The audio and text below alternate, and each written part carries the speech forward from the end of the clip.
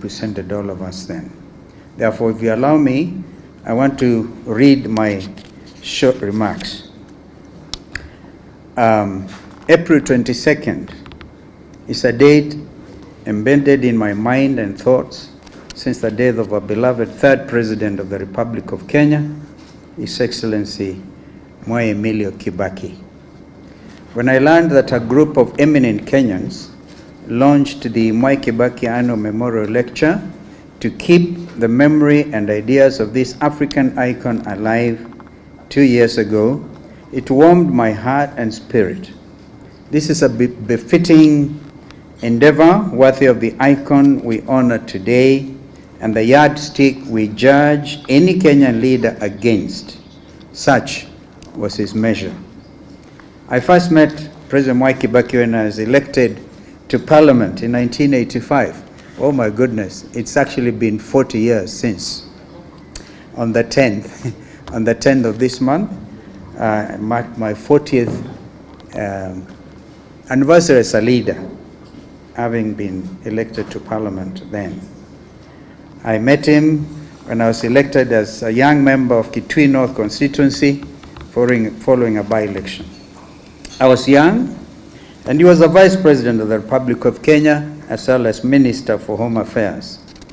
I was a greenhorn, and Kibaki had been feted not just nationally, but internationally, as a finance minister who steered the economy with sound fiscal discipline for over 13 years during the First Republic. Internationally respected Time magazine, as has been mentioned, had in 1974 named Kibaki in the top 100 people in the world with the potential to lead.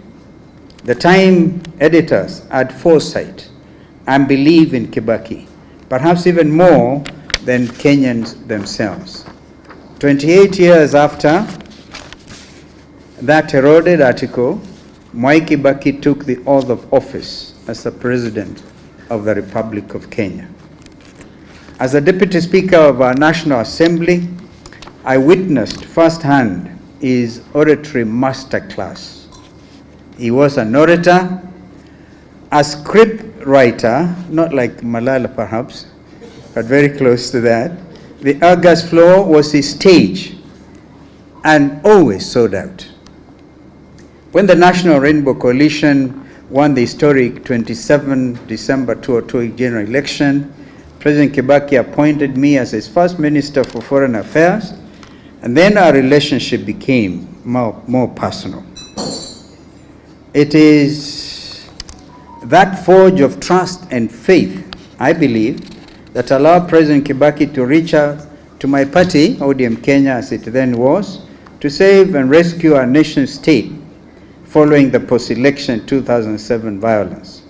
Together, we formed what was the first coalition and first negotiated position in the name of the office of the Vice President. I then had the honor and privilege to be sworn in as the 10th Vice President of our country on the 9th of January 2008. President Kibaki made everyone feel at home. He would get our nation loving. Don't you all remember? Even when I was faced with difficult moments, he would actually say to enjoy.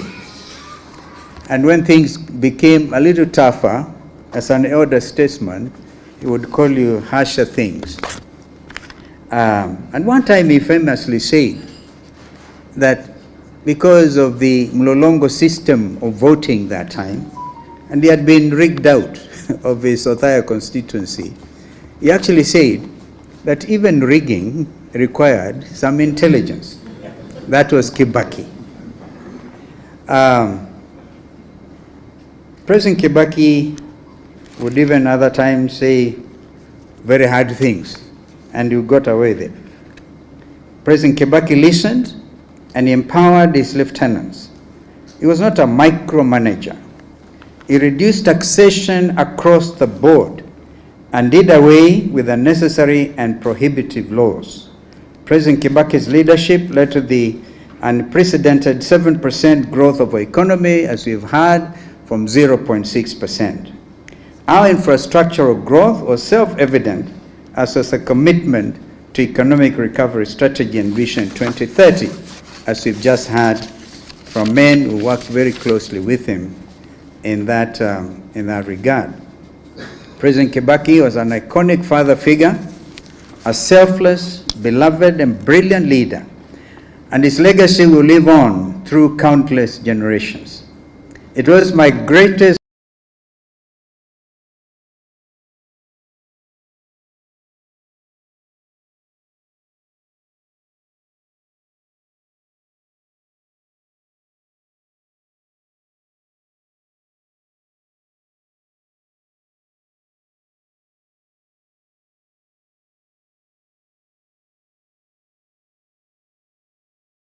honor and singular privilege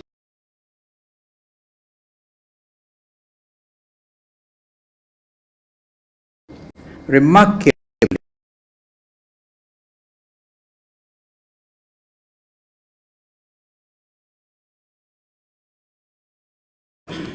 that was him.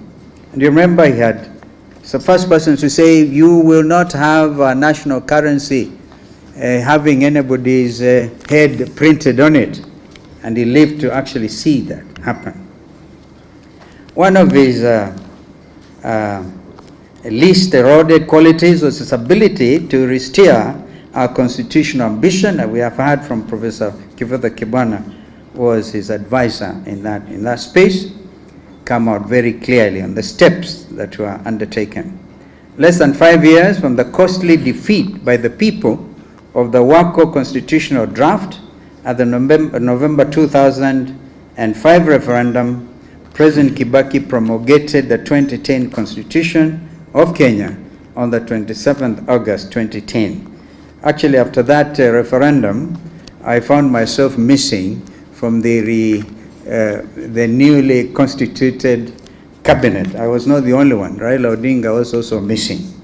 That was Kibaki, and he never followed you up with nasty utterances. Kenya has President Kibaki to greatly thank, and we owe him a debt of gratitude, because our constitution is heralded as one of the most progressive constitutions in Africa, if not the world. It is this constitution that now more than ever holds the fabric of our nation together at these grave and perilous times. Allow me to, for example, because if Kibaki was here, he wouldn't himself shy away from dealing with this matter. Yesterday, Kenya and the world witnessed the most unfortunate assault on democracy, when security agents, acting on orders from above, lobbed tear gas at young students of Butere Girls High School and members of the press at the National Drama Festival in Nakuru. It is an act of criminality against basic values of common decency. It is a direct assault to our democracy and rights of Kenyans as enshrined in our Constitution. And Article 33 of our Constitution, which was given to us as a heritage by President Kibaki, every person has the right to freedom of expression, a right that includes the guarantee for the Butere girls to perform their play without fear or intimidation. The artistic expression is protected under the law. Article 34 further guarantees the freedom and independence of the media. Let us be clear, this Ruto regime has crossed the Rubicon. To the courageous students of Butere Girls, your resolve, even as you sang our national anthem in the face of riot gear and arms, has become a renewed symbol of hope, just like our Gen Zs. You are the true guardians of Kenya's future, bold, unyielding, and principled. Let it be known today, as we honor President Kibaki, who promulgated our sacred document 15 years ago on August 27, 2010, that we will continue to defend the Constitution. We will protect all Kenyans' freedoms and rights, and we will not be silenced, not today, not now, not ever. We say this in honor of His Excellency, President Mwai Kibaki. I thank you.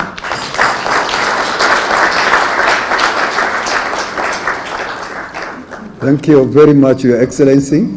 I think you clap for him again. Thank you so much. Now, ladies and gentlemen, now let me go back to our now officially program. I think each one of you have